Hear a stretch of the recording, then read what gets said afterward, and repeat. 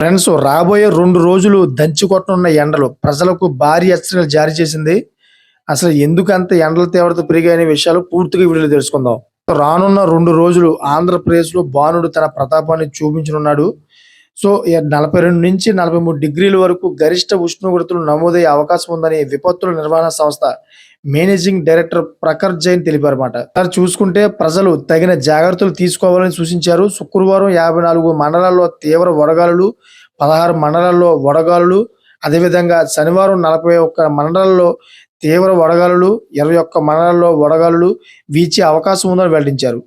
శుక్రవారం శ్రీకాకుళం జిల్లాలో 13, విజయనగరం, అదేవిధంగా పార్వతీపురం, అల్లూరి, పోలవరం, విశాఖ, అనకాపల్లి, కాకినాడ మండలంలో తీవ్ర వడగాలులు వీచే అవకాశం ఉందని ప్రఖర్ జైన్ వెల్లడించారు. అలాగే శ్రీకాకుళం, విజయనగరం, మన్యం, పోలవరం, అనకాపల్లి, కాకినాడ, తూర్పుగోదావరి, ఏలూరు, ఎన్టీఆర్ మండలాల్లో వడగాలులు ప్రభావం చూపినట్లుగా చెబుతా ఉన్నారు.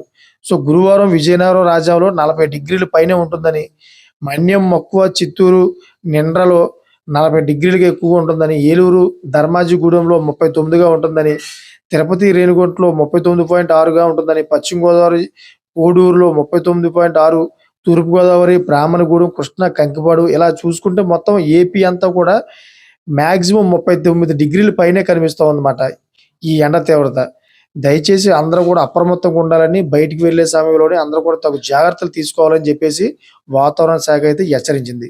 చూసారు ఫ్రెండ్స్, లేటెస్ట్ ఇన్ఫర్మేషన్ కోసం నా ఛానల్ సబ్స్క్రైబ్ చేసుకోండి. Thanks for watching friends.